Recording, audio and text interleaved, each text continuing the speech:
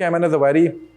का जो मामला एक बहुत बड़ा टारगेट था अफगानिस्तान के अंदर, और वहाँ पे उनको जाके जो है वो टारगेट किया है अमेरिकन ने, और उनको एग्जैक्टली पता था कि ऐमन ज़वाहिरी किस वक्त बैल्कनी में आके शाम को बैठते हैं जिस वक्त उन्होंने उसको टारगेट किया। इस्टेब्लिश र्यूमर जिसे मैं कहूँगा है जर्नलिस्ट हल्कों के अंदर वहाँ पर, कि इसको बाकायदा जो वहाँ की जो सिक्योरिटी इस्टेब्लिशमेंट, जो इंटीरियर के लोग हैं या एक्सटीरियर के लोग हैं, उन्होंने बेसिकली कोलैबोरेट किया है ग्राउंड से CIA के साथ to target Ayman Zawahiri.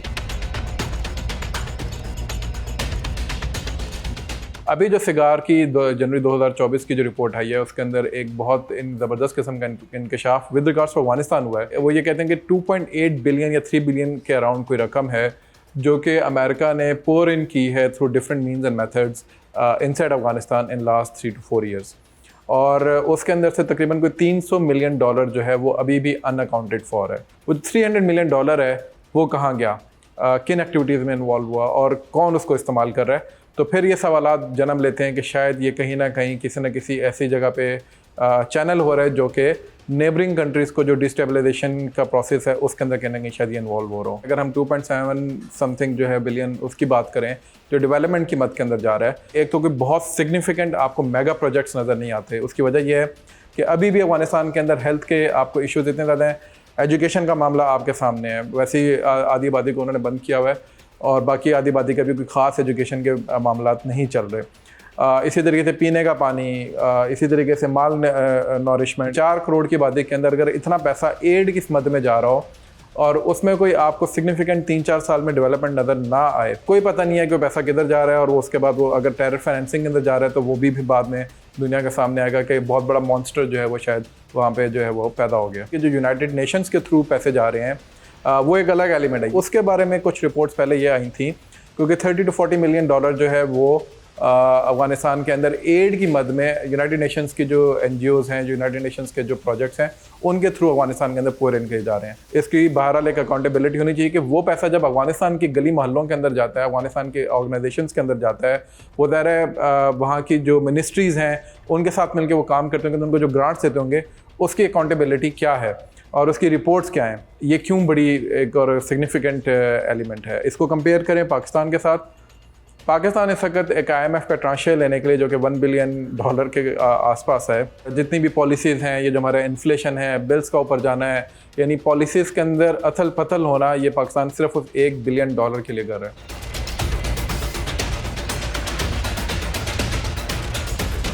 Cigar जो है ये बेसिकली एक इदारा है जो कि स्टेट डिपार्टमेंट के अंडर चलता है, और इसके अंदर बेसिकली ये एक इंडिपेंडेंट एक ऑटोनमस बॉडी उन्होंने बनाई थी कि किसी तरीके से जो है जो भी अमेरिका के टैक्स पेयर का जो पैसा है वो जिस वक्त भी जहाँ पे भी लगता है, किसी कॉन्फ्लिक्ट जोन के अंदर लगता है, कहीं भी लगता है, तो उसका वो एक एनालिसिस कर सकें, उसको अकाउंट फॉर कर सकें, उसको देख सकें कि ये बेसिकली यहाँ पे जिस मकसद के लिए पैसा भेजा गया था क्या उस मकसद के लिए पैसा यहाँ पे लगा क्या नहीं लगा। तो ये हर कुछ चंद माह बाद अपनी कोई ना कोई रिपोर्ट जो है ये पेश करते रहते हैं। इसकी ऑथेंटिसिटी इसलिए भी वैलिड है कि देखने में आया कि इसकी रिपोर्ट के अंदर कोई हमें इन्फ्लुएंस नज़र नहीं आता अमेरिकन इस्टेब्लिशमेंट का या अमेरिकन जो भी आप कह लें कि एक डीप स्टेट है उसका।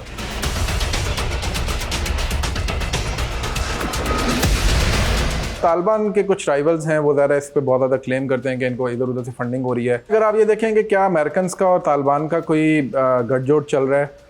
मेरी इतलात के मुताबिक जब तालिबान ने टेक ओवर किया था तो बगराम एयरबेस जो है इसको जब उन्होंने हैंड ओवर किया था तालिबान को, तो वहाँ पे बाकायदा एक हैंडिंग ओवर सेरेमनी हुई थी जिसके अंदर तालिबान ने कीज़ टेक ओवर की थी बगराम की फ्रॉम द अमेरिकन, जिसमें तालिबान के कोई बड़े बड़े कमांडर्स जो इन्वॉल्व हुए थे। ये कहीं भी मीडिया के ऊपर नहीं आया। $7 बिलियन का उन्होंने कहा जी हमने सैंक्शन लगा दिए, इनके फंड्स रोक, लेकिन ऑलमोस्ट इतने ही $1 बिलियन का जो असला है वो उन्होंने छोड़ दिया पीछे अफगानिस्तान में। कहते हैं कि नॉन ऑपरेटेबल है, लेकिन बहरहाल आप देखते हैं कि उसके अंदर तालिबान हेलीकॉप्टर लेके उड़ रहे हैं, उनको गिरा भी रहे हैं, उनको ख़त्म भी कर रहे हैं, यानी तजर्बे कर रहे हैं just to equip them. Qatar के अंदर भी जितनी भी मीटिंग्स होती हैं, कोई वहाँ पे UN की मीटिंग हो या कोई और मीटिंग हो, तो उसके अंदर अमेरिकन और यूरोपियंस के साथ तालिबान जो है उनकी साइड लाइन पर बहुत सारी मीटिंग्स होती हैं। यूरोपीय यूनियन ने अपना मिशन जो है उसको एक्टिव किया हुआ है अफगानिस्तान के अंदर। अमेरिकन जो हैं उन्होंने अपने स्पेशल रिप्रेजेंटेटिव्स रखे हैं अफगानिस्तान के लिए। तो आप देखें वन आफ्टर अनदर इंडिकेटर्स हैं कि बहरहाल एक बैक चैनल डिप्लोमेसी जो है उसका बहरहाल मामला चल रहा है। ये तो मैं डिप्लोमेसी के एंड पे बात कर रहा हूँ। अगर डिप्लोमेसी के एंड के ऊपर मामला मौजूद हो तो definitely security establishment deep state जो है अमेरिका की, वो भी किसी ना किसी तरीके से इन कॉन्टैक्ट होगी अफगानिस्तान में तालिबान की रजीम के साथ और उनकी एजेंसीज के साथ। आप देखें अमन ज़वाहिरी का जो मामला एक बहुत बड़ा टारगेट था अफगानिस्तान के अंदर, बहुत सेफ़ और सिक्योर इलाके में अफगानिस्तान के अंदर वज़ीर अकबर ख़ान का इलाका, वहाँ पे वो रह रहे थे और वहाँ पे उनको जाके जो है वो टारगेट किया है अमेरिकन्स ने। और ये एक बाकायदा एक र्यूमर है, एक बाकायदा एक बड़ी इस्टेब्लिश्ड र्यूमर जिसे मैं कहूँगा है जर्नलिस्ट हलकों के अंदर वहाँ पर, कि इसको बाकायदा जो वहाँ की जो सिक्योरिटी इस्टेब्लिशमेंट जो इंटीरियर के लोग हैं या एक्सटीरियर के लोग हैं, उन्होंने बेसिकली कोलैबोरेट किया है ग्राउंड से CIA के साथ टू टारगेट अमन ज़वाहिरी, क्योंकि जो ड्रोन उसके अंदर इस्तेमाल हुआ था वो सिर्फ़ और सिर्फ CIA के पास था, वो इवन अमेरिकन मिलिट्री के पास भी वो ड्रोन मौजूद नहीं है। तो इसका मतलब है कि CIA का वो प्रॉपर एक प्रोजेक्ट था जिसको उन्होंने कैरी आउट किया, उससे उन्होंने अमन ज़वाहिरी को डायरेक्ट टारगेट किया और उनको एग्जैक्टली पता था कि अमन ज़वाहिरी किस वक्त बैल्कनी में आके शाम को बैठते हैं जिस वक्त उन्होंने उसको टारगेट किया। तो ये तमाम चीज़ें पॉसिबल ही नहीं है उस वक्त तक जब तक ग्राउंड से इंटेलिजेंस जो है, ह्यूमन इंटेलिजेंस जो है वो उनको प्रोवाइड ना की जाए। तो ये बहुत सारे ऐसे एलिमेंट्स, अगर इनको डॉट्स को कनेक्ट किया जाए तो then you get a picture कि वो जो मुखालिफिन बात कर रहे हैं तालिबान के, वो शायद आपको अच्छे लगते हैं, बुरे लगते हों, लेकिन उनकी बातों में कहीं ना कहीं कोई ना कोई सदाकत मौजूद होती है, क्योंकि बहरहाल वो भी अफगानिस्तान से ताल्लुक़ रखते हैं।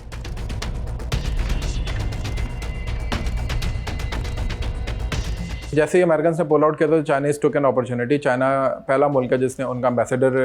रिसीव किया, चाइना पहला मुल्क है जिसने अपना परमानेंट एम्बेसडर जो है वो वहाँ पे डिप्यूट किया है। अभी पिछले दिनों खबर आई है तकरीबन एक हफ्ता पहले कि उन्होंने जो सबसे बड़ी दुनिया की दूसरी बड़ी कॉपर माइन है उसके अंदर बड़ा ब्रेक थ्रू किया तालिबान के साथ मिलकर। तो चाइनीज़ इन्वॉल्वमेंट तो सामने नज़र आ रही है। तो डेफिनेटली ये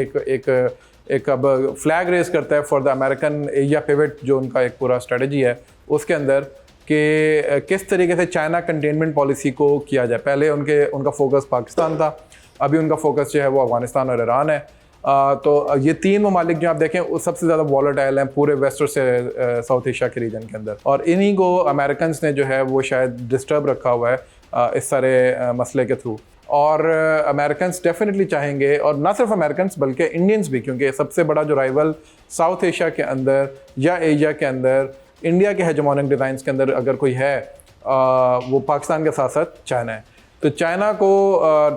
फुट होल्ड करना अफगानिस्तान के अंदर, इट मीन्स कि चाइना जो वो इंडिया को वहाँ पे इन्वेस्ट नहीं करने देगा, इट मीन्स कि वहाँ पे अमेरिका को इन्वेस्ट नहीं करने देगा। तो उसको भी कंटेन करने के लिए, उसकी एक्टिविटीज़ को कर्टेल करने के लिए डेफिनेटली अमेरिकन और someone else like Indians would want कि वो तालिबान को कोई काउंटर ऑफर भी करें जिसके ज़रिए वो फिर तालिबान को अपनी तरफ माइल कर सकें।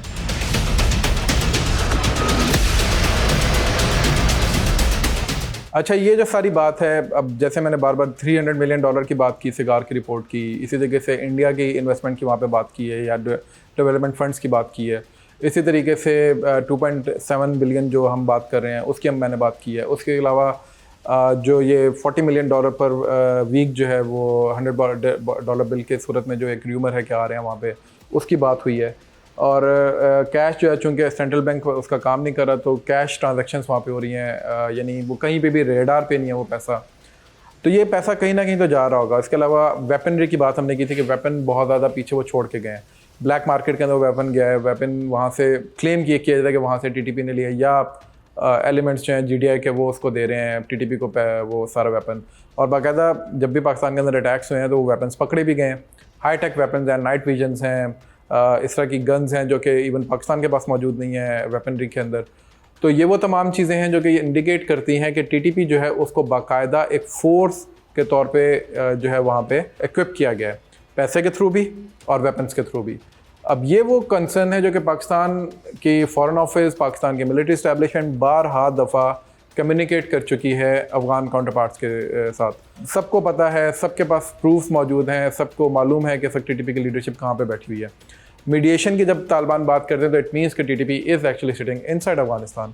तो वहाँ पे उसको इक्विप करना और वहाँ से इन्फिल्ट्रेशन करना, हर दूसरे रोज़ खबरें आ रही होती हैं और हर दूसरे रोज़ वीडियोज़ अब तो आ रही होती हैं जिसके अंदर वो बाढ़ को काट के पाकिस्तान की तरफ आने की कोशिश करते हैं और बाकायदा हैविली इक्विप्ड होते हैं। ट्रेनिंग सेंटर्स उनके जो हैं वो मार्क हुए हैं कि वो दिए जा रहे हैं उनको, कंधार के और उसके आसपास, पख्तिया और पख्तिका के कुछ इलाकों के अंदर भी। अब ये वो तमाम चीज़ें हैं जो कि ये ऐसी चीज़ें नहीं जो छुपी रह सकें आज के दौर के अंदर, ये ऐसी चीज़ें नहीं है जिसके ऊपर आप प्लॉजिबल डिनाबिलिटी जो है वो मेंटेन करके रख सकें। So Afghan interim government needs to come clean out of it. जो ये कैश ट्रांजैक्शंस हैं इनको बड़े स्टेक होल्डर्स को फोर्स करना चाहिए कि इनको ट्रांसपेरेंट किया जाए,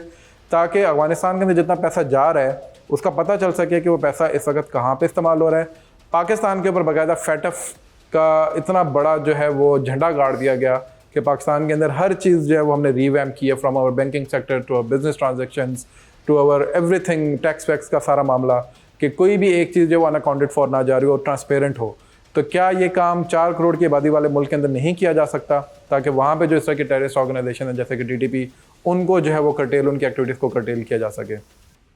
thank you for watching the full video. आप में से बहुत से ऐसे लोग हैं जिन्होंने शायद हमारा यूट्यूब चैनल सब्सक्राइब नहीं किया। So if you want to support independent journalism and watch more meaningful content, please subscribe to our YouTube channel.